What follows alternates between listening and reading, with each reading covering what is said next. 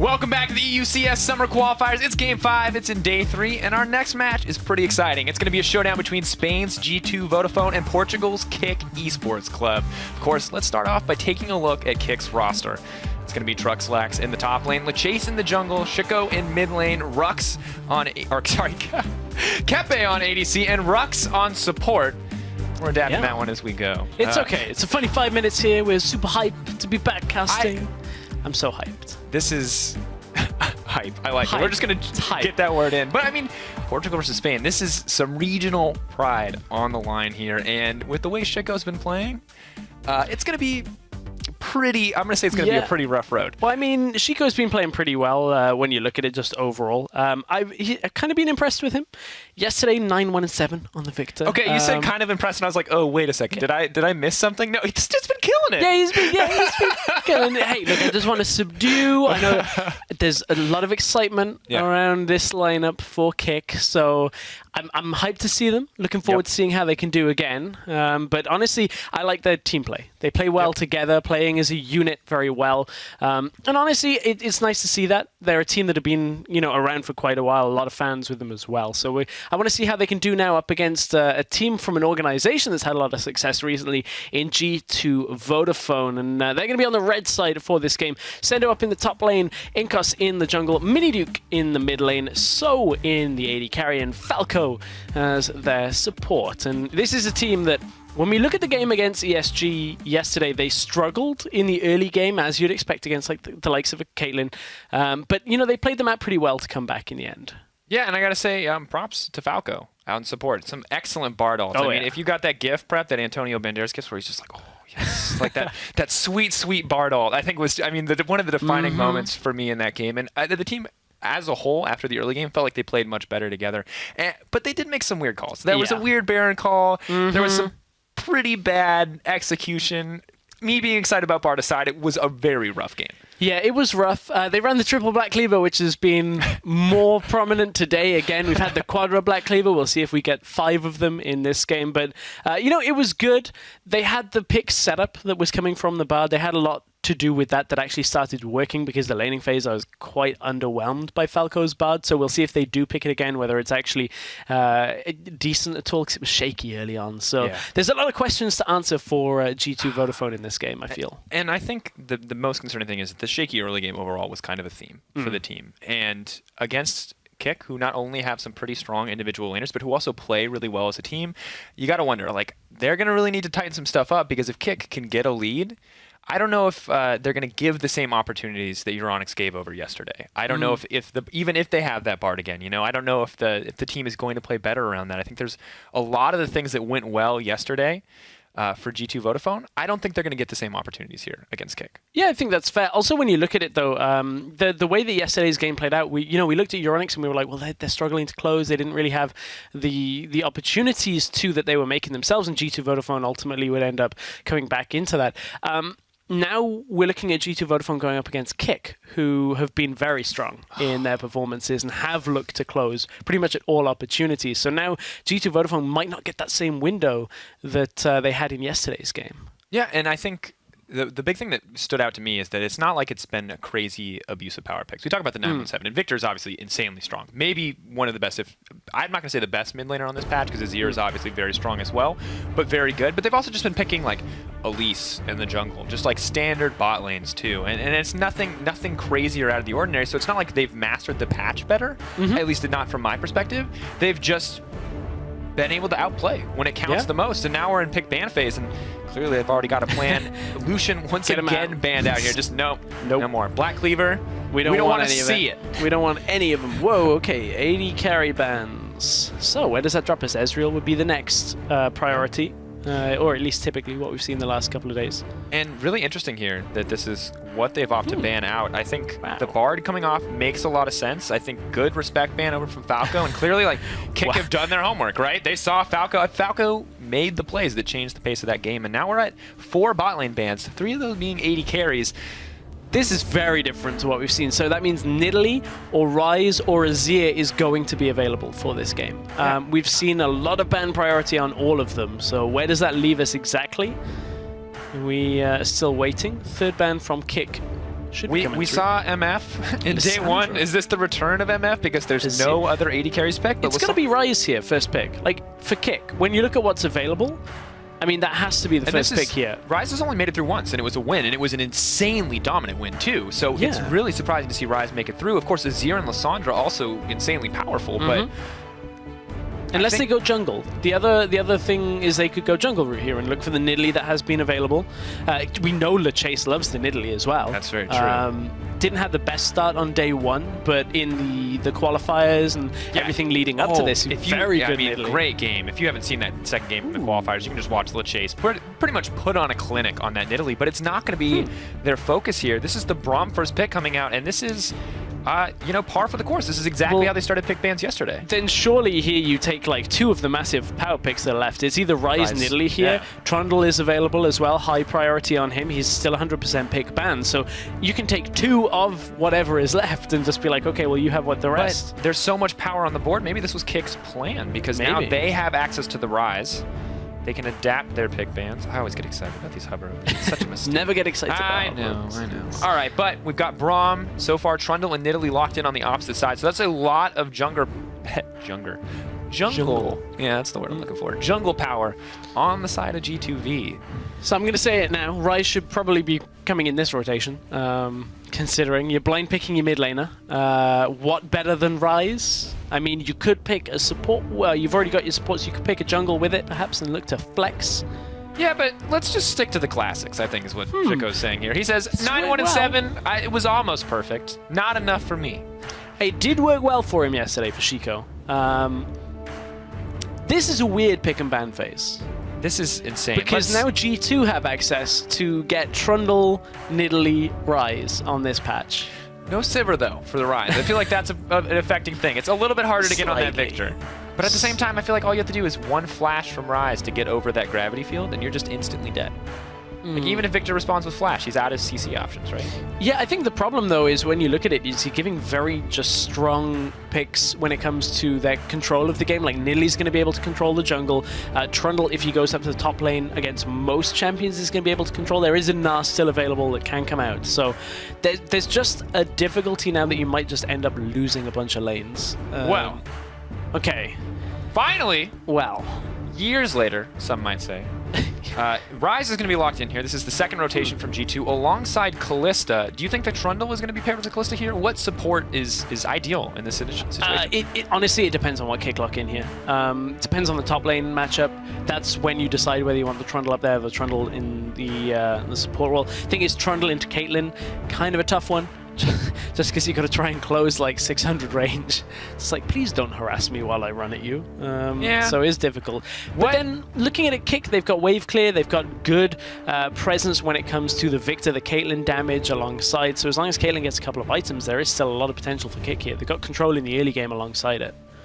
Interesting though. Looks like we may. Oh man, hover is just a trap. Okay, new theory. Kalista, pair it with the Thresh.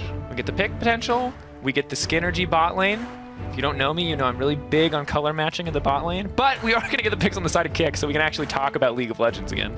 Sorry to derail you briefly, but it is going to be that Poppy in the Gragas. Gragas jungle, once again, one of the picks that has been kind of rising up here on patch 610. It has been, but I feel like if you're going to play it into the Nidalee, you got to be prepared for Nidalee to come into your jungle early and then just kind of walk in and say, hey, I'm going to duel you, and you're not going to do too much against me. That was the most like refrained version of that. Yeah. Like, I'm going to come in and steal everything you own and murder you would have been my version, but I like your respectful, like, I'm coming for the duel. I mean, kind sir. Us Brits, we like to tell you where we're going to fight, when we're going to fight, pick a field, and we'll set up on a pitched battle. We didn't follow those rules. No, clearly not.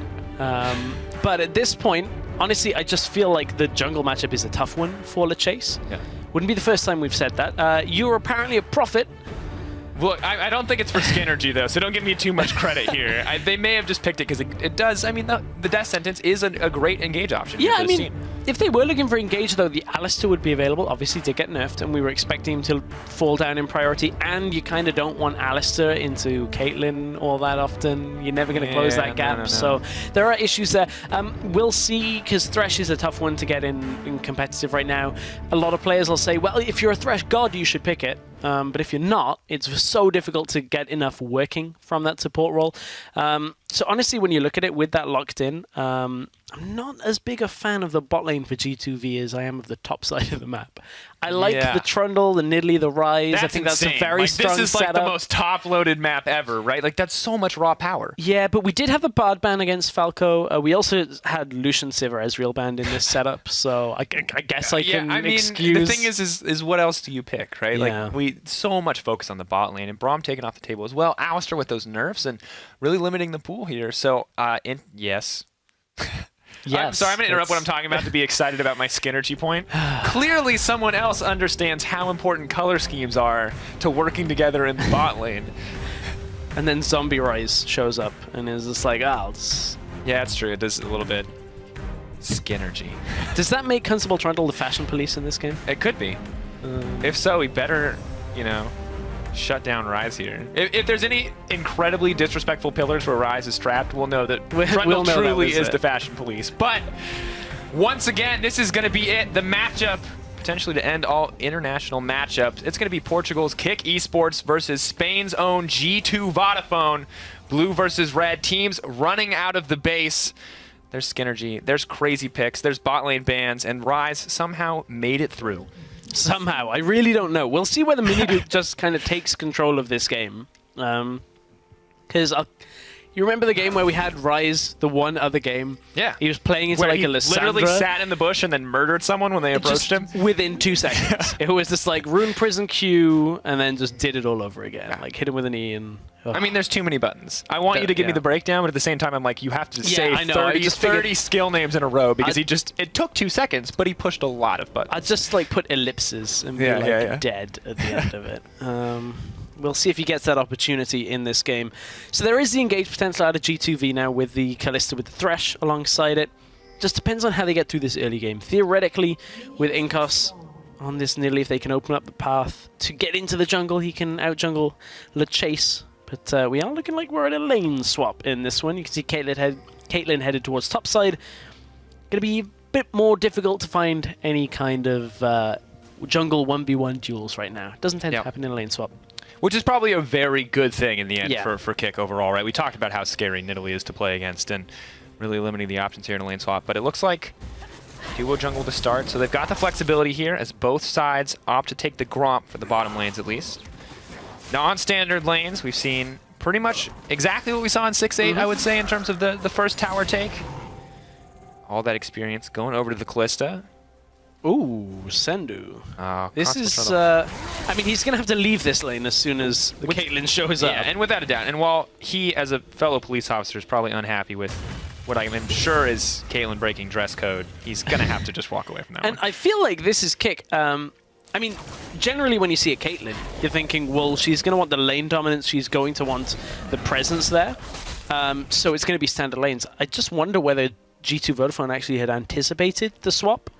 Because of the way Trundle came up to lane, he didn't take any of the small camps first and just walked up to lane. So I think he figured it was standard lanes in the start of this game. He must have, and they're adapting pretty well, but you can see they are a few seconds behind. Trundle's running his way down to bottom, but Poppy is already on the top side. But Kalista and Thresh did push past the turret and cut the minion wave away. This is just stopping their minions from dying ever so slightly. You can see the difference in wave position right now. It's pushed slightly further forward for G2 Vodafone, so it offsets some of the presence but at the same time, tower. This is 2 waves stacked up for Kick. Yeah, exactly. That's the other side of this, is Kick were already stacking. There was no real problems with what they were pushing in here. So now you've got the Caitlyn that's going to clear it away. Look at how much she can just damage those minions already. Whereas on the bottom side, a little bit tougher to do. And Kick, at this point, I think Kick should just about have an advantage. We haven't seen top tower health in a little while, but look at the minion wave run out. It forces G2 Vodafone back a bit. Yep. Moving back, of course, mid lane remaining as aggressive as ever. Spear actually going to hit onto Shiko. No, not going to follow that one up, but Inkos threatening a lot of damage there, and that's insanely terrifying to lane against this Rise Nidalee combo. Nidalee, though. Gragas maybe fighting for that camp. We are going to see the bottom lane tower drop. Just ahead of top lane tower. Spear still hits Gragas. Rise coming down. He's ready for the follow-up. LeChase, is he going to have to flash? Yeah. Oh, they're not actually going to follow that one up. Just resisting the temptation to go in, and at the end, as you said, the tower's traded. Gold even. Some small fights here and there, but no real advantage gained by either side. So what really should have been an advantage for Kick, G2 Vodafone actually kind of come back a little bit stronger on, just with the way they reacted to it. You can see, though, what was cost from that is Inkos. He is down in farm and levels when it comes to his jungle, so he had to come down to equalize a lot of the push. So there's that ward up in the top side commonly seen. He's going to give Trucklax the ability to just say, okay, I'm going to walk out of lane if there's a support coming with you, but if you're on your own, I'm going to stick around for a little while. We did see Vizicachi fall prey to that once in the semi-finals of LCS. LeChase very low here. Inkos is his aggression is so tempered. I mean, LeChase usually back out. I think he's just trying to fight for that Razor Sight. Either way, I mean, LeChase definitely needs to walk his way out of this one, and just going to back off here. But this is a power Nidalee. This is the bullying we were expecting in the early game. Making sure that all of the jungle belongs to her, and Sendo once again relegated under this tower. If LeChase wasn't so low, though, this is actually an incredibly risky invade from Inkos. Mid lane was pushed away, it was pushing towards G2V. Bot lane pushing towards G2V. So if Inkos hadn't have seen the health bar there, he would have actually probably not have invaded, just because of how difficult it would have been. Bottom lane, though, Inkos did see a ward with that Razor Sight. So he's going to walk over another one as well, so they know he's there. Didn't have the time to clear that one, though, as it was expiring. Just the information traded back and forth between the two teams so far. And no major advantage gained yet. You can see the gold just about even. 100 advantage for G2. Nothing much. It's the difference in the farm in the top lane and, of course, on the 80 carries. The small jungle lead for LeChase. Not amounting to too much, but tower pressure is going down. Inkos is low mana. It's going to make him tough to have an impact here on the bottom side. And it's actually a pretty scary group of 4 to kind of threaten this tower. Yeah, and all of this is stemming from the fact that So is freezing in the top side. And freezing is always very dangerous in a lane swap because it depends on how your opponents actually react. And, you know, deal with diving under a tower. They actually back away because there are 3 members of G2V in the bottom side, so you don't want to have to dive under that. They were bringing Shiko across in the attempt at a 5 versus 3, but didn't feel like the dive was on. Teleports were still available by pretty much everybody. Well, available by everybody, but most people were bot side anyway, so no real chance at that dive. Interesting, of course, as we move forward. You can see now a 2v2 lane, although 80 carry top lane, not 80 carry support, although they are getting aggressive. Rux just going to drop some concussive blow stacks. And this is the difficulty now, is because you've got a Caitlyn going up against a Trundle and a Thresh, so as long as nobody gets hooked, you should be fine. It is, however, building an advantage for So. You can see the CS lead now up to 14 for him. So he's pushed a big wave now into this top side, into the turret. Slight gold lead because of it, about 300 gold between the 80 carries. Of course, 1,000 in the inventory can look to start completing some of those early items. Do you think, what's the strength here to have Kalista ahead at this stage of the game? Like, what is Kalista looking for? I mean, the strength is that Kalista is going to be relevant in the time where Caitlyn kind of has that somewhat of a dip-off. It's less prominent now with the way that Caitlyn works with the rapid-fire cannon, the headshot, the hurricane as well. So you certainly still have to wait for some of her extra items, whereas Kalista, you're always going to have a fair amount of damage. You're going to be able to stack up those Ren stacks, utilize the ultimate as well, get into a fight. So there's still a fair amount of damage for her. So the benefit would be that you're trying to spike a little bit earlier than that Caitlyn and getting further ahead because of it, but it's not the kind of thing that's going to straight up win a game for you, though. Not quite yet. Kalista now returning to the bottom side of the map. To see what they decide to do, as Trundle has also decided to retreat. What I will say, though, is there was no punish that came out from Kick on that actually being frozen in the top side. And Kick actually fell a little further behind with Trucklax than they were expecting to from that because he wasn't able to get any farm. So G2 Vodafone got away with freezing there in a situation where very rarely you should get away with freezing. Realistically, Kick should have been able to pressure a tower or the dragon or just another objective, a part of the map where you can have that presence by having a non-TP user on the top side of the map really should have been exploited. Not capitalizing on those little opportunities, especially in a tournament that has been all about small opportunities, snowballing games. May find an opportunity to do so now, although you can see Kalista farm and level advantage here on the bottom side. Could threaten with that Fate's Call in mid lane. Victor, one of the reasons he's always going to be strong in that meta whenever he has the damage for team fights is he can just either wave, walk away, death ray. May not kill very many champions these days, but definitely does some work on those creeps. Mini Duke is going to give away that blue buff to Inkos. Inkos, the jungler, is going to be like, well, I'm keeping this one. You don't get it. Not for you, mid lane. You're fine as it is. You already built a catalyst in a tier. Yes, looking for that stacking up. Of course, tier now not quite the same as it used to. Just going to give you back some of the mana that you actually spend. So won't hurt too bad. Have pretty good regen. Yeah, and of course, Rise also. Damage he takes going to get turned around. Or mana. The new catalyst passive. Pretty interesting to play with. Damage gives you mana. Mana using abilities gives you mana. Everything gives you mana. It's everything. And you know what else gives you mana? Oh my gosh, what else gives me mana stress? Ocean.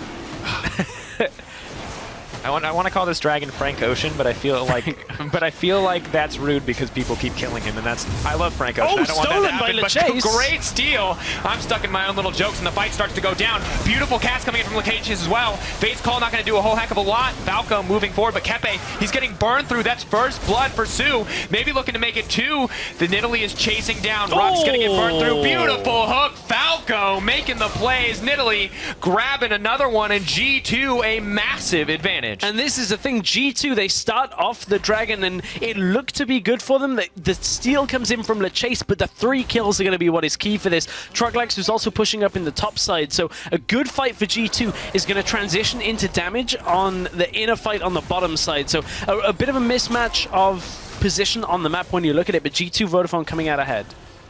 Absolutely insane team fight. I think Kalista just so strong in that engage, and overall the team coordination. Just to save the tower. All right, saving the tower. Is going to give up tier 2 in the bottom lane, however, and the gold lead just explodes. They go from a 400 lead to about 2,500. Massive shift in the favor of G2. They do give up the Ocean Drake in the end, as we're going to probably catch on this replay, but the fight pretty much goes south from there. Yeah, so Frank Ocean finds himself on the kick lineup for a little bit here, but watch the hooks from Falco. We talked about how do you play Thresh in this kind of setup. We've talked about the difficulties, and it turns out you just hook people in the Dragon Pit. It's fairly easy. So here was Kalista having the opportunity to back earlier, is able to get a little bit more itemization before this fight, get a bit more damage. There was the hook that came out from Falco. Missed flash, just a prank, dude. Gonna walk around the corner, gonna make that happen. I mean, just excellent play, excellent execution on that fight. They seem so coordinated there, and that, I mean, something normally we praised Kick for. And this is the benefit of having that Kalista having had that freeze. Now she is further ahead, even more so with the kill, with the assists that go along on top of it. Now So has the CS lead. It's going to be very difficult for Kepe to get into this game. Very difficult. Trying to run. Dark Passage. I was going to say, very difficult for Trundle to get out, but there's the other benefit of Thresh, has that Dark Passage. Now Thresh is caught. Doesn't really have the same opportunity. Oh no, the chase. Moving forward, Falco! That's not what you want! Oh, burned down in an instant. The ult didn't hit, but it didn't matter. Result was the same. Gets the spear back, though. I like that. Not much, but a nice little consolation prize there in the end. And Sendo has to be careful here rooming through. Kick, trying to make it back into this game. They're not out yet. Of course, it's 12 minutes. 2K is not the end of the world, but now they're trying to make some plays, make an impact, and balance that gold out as they burn through this pink ward and set their sights on the bottom lane tower. I think one of the difficulties for me, though, is now look at Miniduke having had his core items, has not really been shut down. Good side of things for Kick is, though, they're taking the bottom tower. Worrying in the top lane, though. Here comes the TP. Troglax is caught behind, well, not quite behind enemy lines. It's Inkos it is. Like, come to me, Nidalee, you will be my dash. Manages to make it out safe. TP expended from Miniduke, so they lose bottom tower in exchange for not a lot so far. They're going to even it out with a tower push on the top side for tier 1, but Kick already getting tier 2 bot. I mean, yeah, there's good exchange from Kick. They see the over-expenditure of resources, and now they're shifting it back. The goal is actually going to go in their favor after that one, I say, right as the tower drops, and it's no longer in their favor. But they've pretty much balanced it out at this point. You got baited. Baited by the tower going down before the second did. Yeah, I know, right? At this point, though, Trundle's not going to do a whole lot on his own mid lane right now, because in comes Troglax and says, yeah, you can go away from my tower for now. Which is going to be the next dragon? That's what I want to find out. Okay, it's Mountain. It's fine. That's not a bad one, but... yeah, I was hoping... I had a bad joke lined up. Really? I'm hoping for Mountain... Mountain, Cloud, Infernal, so I can make an Earth, Wind, and Fire joke. But one, no one will get that because no one in our age group listens to Earth, Wind, and Fire, and two, it's very unlikely. So this is a really random anecdote. They're always on the radio whenever, in America, like in LA. It's true. Everybody always listens to it.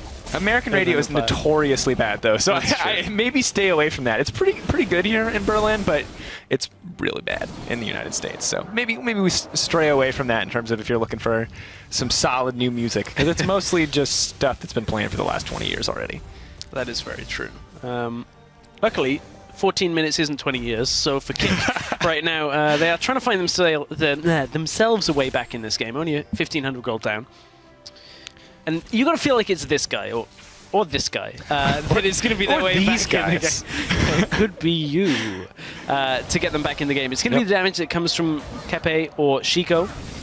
If they can get back in, is what you have to feel. But for G2 Vodafone, they're still waiting on Mini Duke to kind of finish powering up, getting there on his core items already. So I just feel like I hope that giving away 3 power picks is not the undoing for Kick just straight up, if that makes sense. Yeah. Because I feel like making that big of a mistake in air quotes in Champion Select is not really how you want to see a team lose. No, definitely not. We want it to come down to... I mean, at the end of the day, it does come down to map play, right? But if Nidalee is the reason, if Nidalee is landing those spears and winning you those early fights, and you can never come back from that, Nidalee is the reason.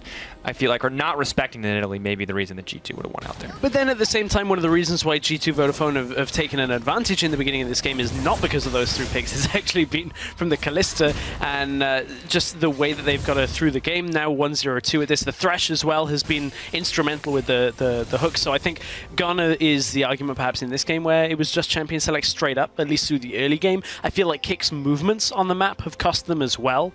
I would like to go and see, well, at least, in a hypothetical world, if this wasn't a lane swap, how this game would have played out. But certainly I feel like with the hand that they've been dealt, G2 Vodafone have themselves a good lead. It's a Mountain Drake going over to Kick, though. Mountain Drake slowly going down. Trundle on the backside, but he may have gone too deep before his team was ready. Gravity Field goes in. Sue gets stunned, though. Oh my god, that damage! Flash forward. Shot actually not blocked. Dragon wants a piece of the action. He's not going to get the kill, but now Kick are going to take this down uncontested. Great use of the funnel there to get out the Victor damage. And that's going to be the Mountain Dragon going over to Kick in the end of all things. So G2 Vodafone thought they wanted the fight and had to turn themselves around. This has been quite a back and forth game. Kick, coming back into this game, only 1,000 down, grabbing their second dragon. Those stats, of course, not showing up on your gold screen, so worth potentially a lot of money. And I gotta say, my favorite thing about this game is the fact that every time Kick take an objective, Inko hits someone in the face with a spear and walks away. That's the consolation prize. But Kick aren't happy with just taking a spear to face. It looks like they may want to try to burn through this tower. Mini Duke on the front lines. He's taking so much damage though. He's not tanky yet. Oh my god, Kepe gonna grab that kill. Mini Duke overstays his welcome. Inkos. That cat, can she make it out? Wow. That was so much damage. So much damage, and so much damage just went on to Kepe as well as they're pushing for this middle tower. So Kick are looking to equalize a little bit of this lead that G2 Vodafone have. It will now swing in their favor, and all of the good work that G2V had, made pressure on the last dragon. That was the fight that they won just after that Ocean Dragon. Now it comes back to bite them because it's Kick that take the second dragon, deal the fight better, and now G2 Vodafone are on the back foot. This is one of those reasons we've seen Victor become so much more popular. The Abyssal Scepter now coming out from him. You can see Rise tries to step forward in that gravity field. He does not have the cleanse. He does not have any tools to get through this. And as a result, that stun comes through and the damage just comes out from this Kick lineup. They're hitting so hard at this stage of the game despite falling behind early on. And that's the thing. They still need to buy time for the Caitlyn, for Kepe to get into this. But just with the Hurricane, it allows them to clear waves pretty effectively.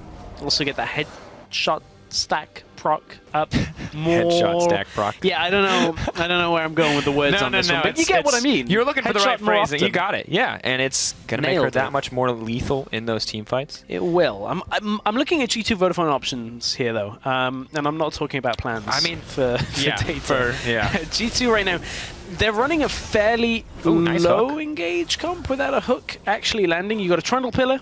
You got a Fate's Call? Yeah, you do have Fate's Call. Okay, that's a fair one. But that relies on you being close enough with your AD carry as it is. Hook lands on the Chase. The Chase snare still going to go down. Victor throwing down the gravity field.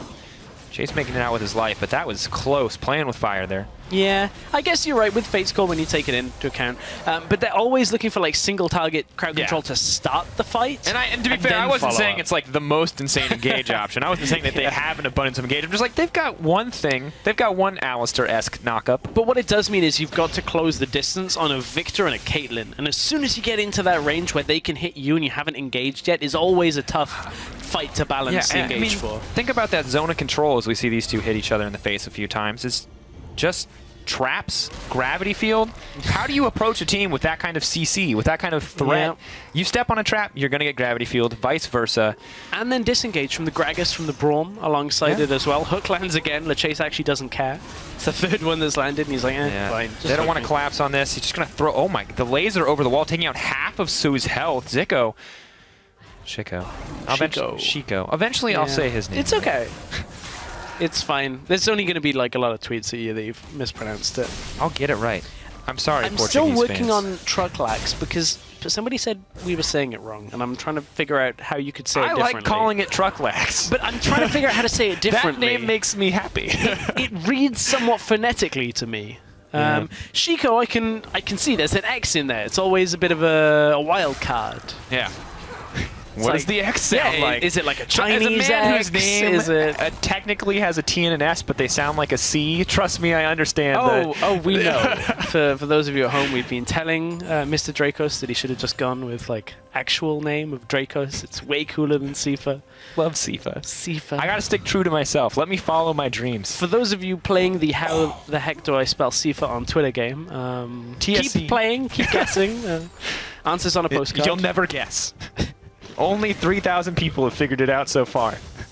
Wow, boasting. I see how it is. I'm not comparing to you, comes my the friend. fight, though. Oh my gosh, they may have bit off more than they could chew. Victor moving forward, the cask.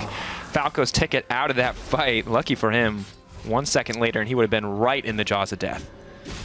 Oh, speaking of...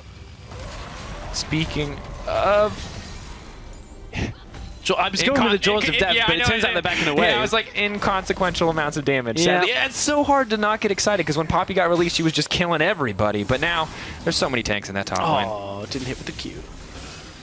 Yeah, so many tanks just means there's a little bit of crowd control. But look at what G2V are doing here. They've forced back kick from the turret. Now Hook lands that time on Shiko.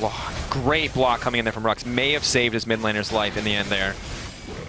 That feeling when you hook one of the enemy and it actually stalls your team out from killing the tower that's in front of you because you have to back yourselves away. Been a bit of a stalled game the last few minutes when you look at it, just in general. Not a lot of objectives taken, not a lot of towers pushed. It was a nice attempt by G2V, but we have the Dragon coming up fairly soon. Dragon is spawning, as you said, 30 seconds. On the way in. We're going to have air, so you could have had Earth, Wind, and Ground, which... Earth, Wind, and Ground. Your favorite. Oh, Earth, and Wind. Oh, it's already there. Earth, Wind, and Earth. I'm so stupid. I wasn't trying to do that as a burn. I legitimately... I was like Earth and Mountain. I'm like... I was like, Earth, Wind, and Ground. What a crazy combination of drinks. 3 have already spawned. Oh, it's been a long day. No, I understand. What I'm trying to say is I wasn't any further away. We're good. I'm unintentionally BMing you at every turn, and it's really just... It's good. Through sheer incompetence, and it's working out well for me. Well, this is going to be the Cloud Drake. I was going to say, speaking of sheer incompetence, but I don't think that's the setup we want. Hook just barely going to miss. Moving forward, though, that's the flash in. Suddenly, Falco's in the team. The box goes down. The fight keeps going. Victor is going to get burned down. The Nidalee looking for the solo kill. Not going to find it. The stun goes down. Zico trying to make it happen. Gravity field. So much damage, but meanwhile, Truckslax getting burned through along with the rest of the squad. They've got 2 dragons. They've got 3 now, and they're going to walk away with their lives, but at the cost of 2. LeChase with the steal right at the end, rolls his way over the wall to get himself out of life. But the key thing in that fight was Kick could have come out even better from that fight, but Kepe fell in the backline because Sendo actually took him out. Teleport onto the middle lane to save the turret for now. Zico ready in a moment's notice. Mini Duke gonna back out of that one. He's ready for the snare, but he can't afford to get locked up by that gravity field. And G2, I feel like every time they find an advantage, it just fights back. So there's two parts to this. The fight and then the actual objective going over. Look at how Kepe gets zoned down by Sendu. There's no damage coming out from Kepe on the rest of the fight. So what it means is G2 Vodafone are able to take the fight pretty convincingly, but then the rest of Kick just decide while Trucklex is keeping everybody else busy to turn and go for the objective and get themselves back out. That could have gone so much better for G2 Vodafone. They win the fight, lose the objective, and could have had both if they'd have been able to switch their focus back into the middle, but that would have been tough and a little bit risky. And if Inkos just hadn't one more millisecond from that Nidalee, one less tick of anything, whether it's concussive blows or the damage from the gravity storm, would have been there. And he would have soloed out Zico. He would have 2v1 in that exchange to grab the 1-for-1 exchange or 1-for-1 trade. And without Victor there, you know that the fight gets so much easier because you saw a gravity field just stopping all ability to advance on the side of G2. Yeah, and honestly, this game is super back and forth right now between these two teams. G2 Vodafone have managed to hold a slight lead for the last 10 or so minutes. But between the two of them, honestly, it's fairly even. I mean, I'm liking what G2 Vodafone have been doing when it comes to what So is doing, what Falco is doing in these fights. When it comes to Kick, though, they've been contesting a little bit better. They've been able to get a couple of objectives and keep themselves ticking up when it comes to their Dragon counter. And that means when Elder spawns, there's going to be trouble if they manage to get their hands on that. Yeah, definitely. And of course, interested to see if they can snag another objective, but good diversity in terms of what they've picked up already. And, you know, mountain, cloud, ocean, pretty much everything you want. Oh, Falco, careful. Moving forward, hold back by the Fates call. His ticket out of that fight. But you can see Kick looking really aggressive now that they've started to get into their mid-game stride. Caitlyn picks up an IE, and things just look like they're getting easier. Oh! That didn't do as much damage as I thought it would. No, not enough. No. Kick are going to push for the turret, though. Throwing down that for the Nidalee. Have to be careful. Spear blocked out. Tower taking a decent amount of damage. TP's coming in to stop the minions from going down. Braun looks for the disengage. Isn't going to find a target. The team is getting pinched in.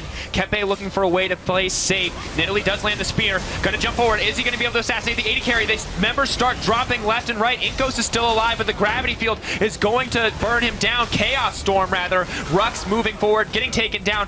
Callista is running rampant through this fight. Sendo moving forward. The pillar comes down. Victor, he's going to drop to the shutdown over to Callista. 4-0-3 her scoreline now as they're going to push down the mid. As soon as G2V managed to get So into the fight, they were able to turn it back around and they boxed in Kick very nicely in that mid lane engage. There was a little bit of difficulty actually getting into the fight because of the trap line that was actually there, but G2 Vodafone are in a really good position now coming from that fight. They may have lost out on a lot of dragons, but they've punished Kick every time that they've overextended for an objective, and now G2V are looking for another turret of their own. This would be the the top inner turret going down. LeChase maybe needs to be careful. He's got two more members of his team coming with him. Rux on the way. Concussive blow stacks going down, but Marshall poised, taking So to safety. 2 stacks on him. The slow coming out. Caitlyn hungry for blood. Moving forward, the stun drops, and so does Callista. G2 give up a life, but they still grab that tower. But the problem is now, is there a call from Kick to say just go to the Baron here? LeChase is fairly low, but if people just swap the aggro, they could have maybe looked to do it, but look at Nidalee still around. Inkos is there. Even on levels, but it doesn't matter. Just the poke alone would have been enough to deter them from that. So no Baron call by Kick at this point. Could have maybe been a chance to engage. So we're looking back at this middle lane fight. Watch the trap line here. It's not perfect, which means that G2 Vodafone still find their way through this to the fight, but Kick now boxed in, fighting a war on 2 fronts here. Mini Duke is going to put out a fair amount of damage, as is Inkos, and it's enough to just stall for the rest of G2 Vodafone to play Minesweeper and then come in with the Dark Passage into the rest of the fight. Victor Ultimate is already out of the fight, so that's not doing any more damage, and from there G2 Vodafone are able to clear up with this Callista that is doing such a good job. Yeah, and I think it's just, you saw the CC come out, and once everything had come out and every cooldown had been burned and Callista was still standing, she just gets to clean up that team fight. No one's going to get away from her. She's got the mobility from her passive, and I think that's the exact kind of fight that G2 want, even if it means sacrificing Mini Duke at the start. If Callista gets to run free, they're going to keep winning these fights. The problem is, though, G2 Vodafone, to have a fight like that, they had to pretty much punish Kick for being too far up the map. Without that massive amount of engage, without the Callista ult, that kind of thing, it's tough to start those fights on their own. So Kick, if they're a little bit more cautious about de-warding behind them, not pushing up too far out when everybody's got their TPs, there is still a chance that that type of fight doesn't happen again. But certainly G2 Vodafone have a little bit more of a basis to build from here. They can look to close out some of the lower parts of the map here from Kick. You can see the vision control is already down there with Trundle. We've seen him blow people up on this Rise pick. Not going to happen there, though. Dragon up in 20. It's Ocean. Will be the last dragon before Elder Dragon spawns. So at this point, G2 Vodafone would be nice. Yeah, they've got one Drake from before Elder. Everything else has gone to Kick. And we don't, I mean, we can't say 100% that this dragon's going to go over. We've seen Gragas steal a lot. Yeah, we have. You're right. No, he did steal the one earlier. Yeah, so. but that died super fast. Inkos moving forward, throwing out the spear. Looks like it hit, but Gragas a little bit skinnier. He's been on a diet. Yeah.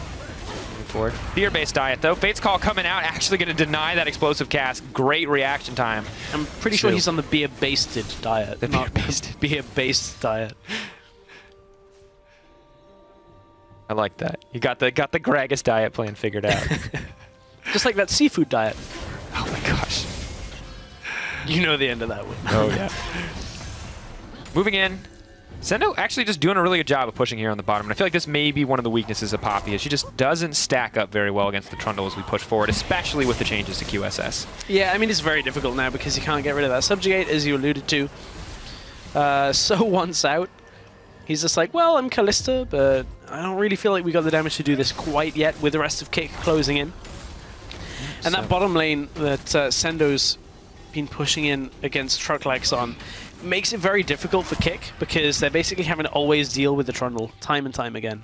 Yeah, Poppy just really doesn't have the tools to fight him. No damage in that Kick quite yet, and even with the Iceborne. Trades are still going to be hard to win out on Trundle with the Spirit Visage, with the Ravenous Hydra. So much regen in that kit. You can see G2 still pushing in, still always kind of flirting with disaster as they poke in around this Baron area, ready to take it if they're ever given the chance. The thing is, though, they've got a little bit more safety in their fights now. Miniduke picked up that GA. It's that situation where you're on Rise and you're thinking, I've got my core. I don't really need anything else. GA, and that'll be good. I'll just stay alive a little bit longer. Why does that happen so much in this tournament? Gnar, I'm winning top lane really hard and against the Zillion. Well, GA. I mean, it's fairly common for a Rise as it is. Just to kind of go third item, like be, okay, just give me a GA, it'll be fine. I'll just take everybody out in this fight. I'm tanky. Yeah, let's just give me another life. Exactly. Doesn't really matter about anything else. Yeah, GA is just one of those items right now that we kind of commonly see when everybody's like, well, I need a defensive item, and I don't really feel too much like getting a Banshee's Veil. I can see you're about as excited about the GA as I imagine Rise is. But it's still a good buy, still obviously offering a lot here. And we'll see how important that extra life is in these fights, especially when we look at Miniduke's last fight where he was instantly blown up, and if he had been able to respawn there, may have been able to get something much greater in the exchange. But once again, as we watch the bot lane trades head in, look, those guys trade blows. It's just going to be more vision control dropped around the Baron pit. Both teams vying for control, hoping that one team is caught sleeping and they can get that major objective. Well, it's going to be a little while longer until we see that. I don't actually know whether Kick want to push up this far. They could opt for a repeat. They could be a repeat performance. They should clear that ward out. But what they have done is pink ward behind them in the lane. You don't commonly see pink wards being dropped there. You normally see just regular wards. The reason it's a pink ward is because it's not exactly that expensive and it clears out any wards that are in the lane behind them. Maybe block out the opportunity for that teleport flank. Yeah, exactly. That's what it's there to watch out for. So people will be like, well, you wasted a pink ward, and then you realize, no, you actually pushed up, had the clear vision, you didn't get engaged upon, so the pink ward's actually kind of worth. Although, look at all the other wards that are behind them on the top side. Very so, true. You know, in that little section, yeah. In this one, we'll have an extra second or two before there is suddenly a Trundle immediately behind us. Of course, looking in, you can see the division game continuing forward. This is the Baron dance we know and love. Side lanes farming, Trundle pushing in, Poppy doing her best to defend, and the rest of the team just waiting for an opportunity, waiting for a misstep from the other side. Waiting for a misstep. These always make for the most fun games that are completely explosive. Miniduke, did you overstay your welcome, my friend? Whoa! Flash, instantly going in. Are they going to try to pop the GA? Not going to happen. Seraph's used as well. It's a lot of damage. Miniduke is going to have to back out, but he does have the TP, even if he has lost the flash. Yeah, that animation happened so quickly. I was like, did he just become Mr. Fantastic and just like grab onto it over the wall? Oh, hang on. Oh, Inko's not going to get knocked up. He has to flash as well. Kick getting good advantages here, and now setting sights on red. Baron could be next on the menu as Inkos is being bullied out of his own jungle, but Falco landing the hook. He hits the Fat Man spear. So they want it. TP coming in. This is the flank that they could look for. Miniduke's been in before. He does have the G8. So much damage in this pinch. Victor flashes into his team, tries to make it out to safely, but G2 grabbed the support. The respawn coming in from Rise. Victor moving in with the ult, and it's so much damage, but Caitlyn is here for cleanup duty. Kindred instantly annihilated. The flash forward. Inko's trying to get it. Kepe looking for the outplay, the sidestep on the hook. He's unstoppable with the spear over the wall. Inkos, the hero his team needs. Moving forward. Gragas, can he win the duel? Nidalee is just so mobile. Looking to hop over. No, the auto, the extra range, grabbing the double kill for himself, and what a bloodbath. A real back and forth fight on the top side of this map. Miniduke TPs in and goes, okay, I'm going to have to go 1v3, but it's just to close the distance for the rest of my team. Soaks up enough time to get So into that fight. It looked like So was going to clean up, but then a massive shot from Kepe actually took him out that we're going to see happen a little bit later here. So looking for the engage here were Kick, but they step a little too far forward, start taking the damage, and this buys the time for Rise to come up through. Inkos drop really low to begin this one out, and here's the delay tactics. The hook comes out onto the Gragas, onto LeChase. This is Miniduke saying, okay, well, I'm dying on the first one here, but hopefully I'll get enough damage out. Didn't actually get too much out because nice layering of crowd control into a trap. Here's the Caitlyn damage. Look at the health of So. Between the Victor and the Caitlyn, just absolutely annihilate him. And Kepe could have perhaps won this if he'd sidestepped. Well, he would have won it if it sidestepped the spear. Didn't have the vision on it. Would have been enough to clean up with LeChase to block, but unfortunately a good spear, depending on how you look at it, unfortunately, from Inkos on to the Caitlyn, and no. Over the wall. Gonna pick that one up in the end, and at the end of the day, I mean, good fight from both sides, but gotta give a shout out that Victor, such patience holding that ult till the mid of the fight and makes it work, but the TP's coming in. G2 are ready to collapse. Baron burning down 5k health and dropping. LeChase smite at the ready. Here in time. Gravity Field trying to deny this out. They've hooked LeChase. They're moving forward. They're trying to get him away from the Baron. Kalista trying to get into the pin. Can they secure it? LeChase is still hitting the Baron, but now they're turning their sights on the fight. Miniduke goes down. Sue tries to pull him out, but there's a lot of damage coming in. Oh my god, instantly popped.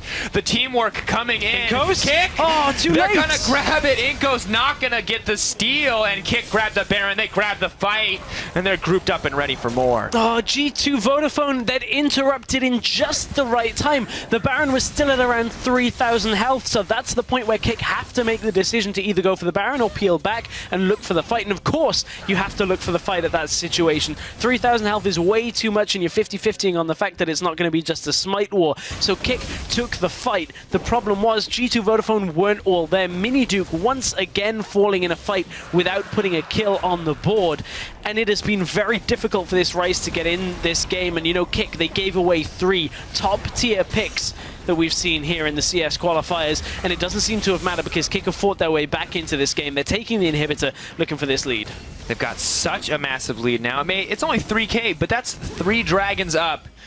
Additionally, breaking the inhibitor, using those Baron recalls. We'll take the fight one more time, and you can see exactly what went wrong here for G2. So look at it. The Baron's just under 3k health. LeChase gets distracted, has to now kind of peel back down with the rest of his team, but Miniduke taken out before he can do all that much in this fight. Then So uses the ultimate, and Falco uses it to get himself out of the fight, and from here, the rest of G2 Vodafone can't do too much. There was vision in the pit, and Inkos went in just too late. And there's just no front line there for Kalista in that fight. You can see Ku trying to do damage, but at the end of the day, when Victor and Caitlyn both get to focus you, it's just, yeah, you've got a Ma, yeah, you've got all this lifesteal, but there's just too much damage on the opposite side. Right, and that's the difficulty of having a Rise that just dies at the beginning of this fight, a Trundle that's already dead, and then like a Thresh that's trying to get in. I think Trundle actually survived that fight, if I remember rightly. Yeah, didn't even really go in. He hasn't died. He's got no deaths on his scoreboard, but yeah, it was the Thresh that was almost dead.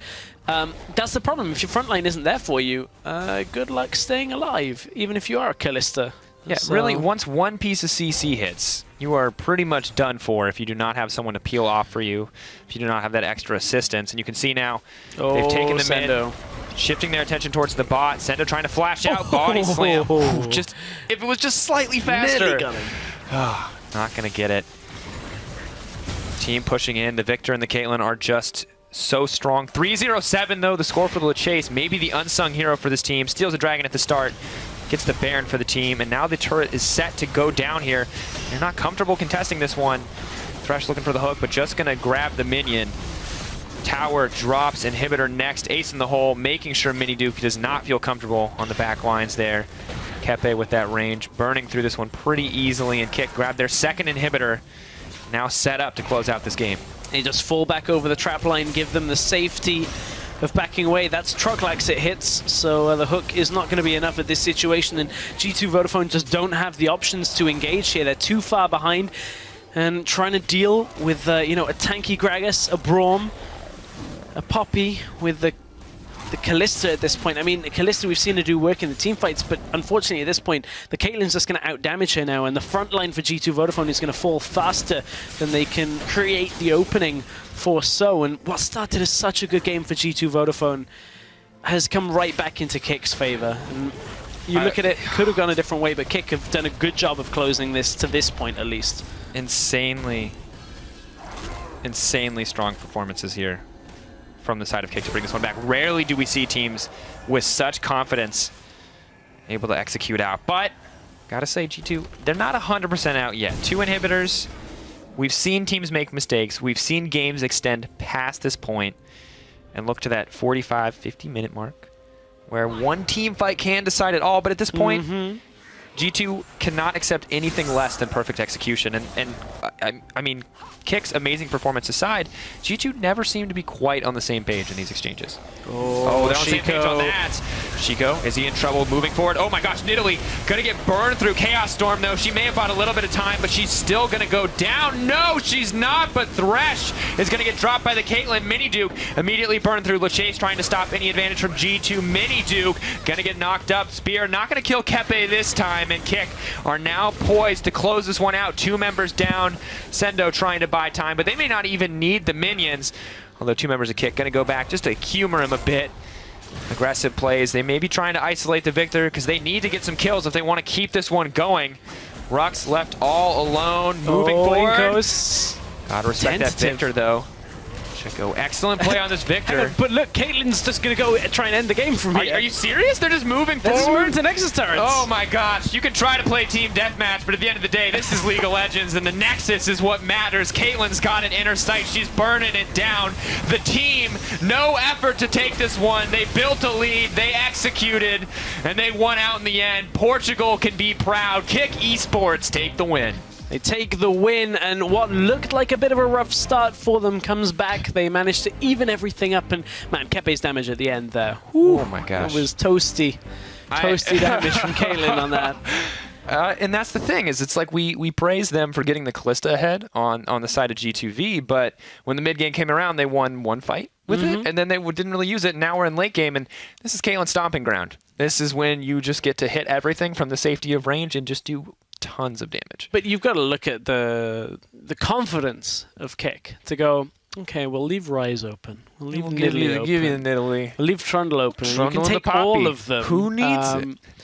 So it was a risky strategy that could have backfired. G2V didn't really know how to extend their lead further than that 2k mark, where they had a couple of turrets, but the Dragons were going over to Kick the entirety of the game. So unfortunately, without the ability to like start the fights properly, G2 Vodafone were like, oh, well, we have this lead, but we can't actually win from it. We need you to just walk into this hook so we can catch you out. A little unfortunate, because I felt like their early game was actually pretty strong. So I'm disappointed that they didn't win, but obviously nice to see Kick come back into it as well. And I gotta say, they played around the Ryze so well. It feels like Victor's a pretty good answer overall, because they just threw down those gravity fields in so many fights, and Ryze is like, well, I'll stand back here. And then every time Mini Duke went in, he was the only man going forward, and so it was so easy for them to just go, okay, exhaust.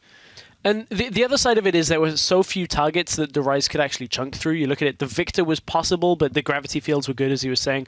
Then the Caitlyn's too far back. So playing Ryze into that, you're constantly trying to run forward, trying to get a rune prison on somebody, and it's just like, well, you've got a Gragas, you've got a Poppy, and you've got a Braum. Good luck with that. Yeah. Good luck ever just bursting through somebody fast enough to have impact. And Ryze is tanky, right? But he can't fight 2 carries at the same time. He can't fight through the whole team. And I feel like one of the big issues there was that the Trundle was never finding the flanks. He was always kind of late to the fights as well. And we saw that one TP from Mini Duke. And if Trundle had TP'd at the same time, that would have been a completely different fight. They may have found different opportunities to go in there. So these small mistakes really adding up against to G2 ends up costing them the win in the end. But we have to praise Kick once again because they took a risk in picks and bans. And it 100% worked out for them.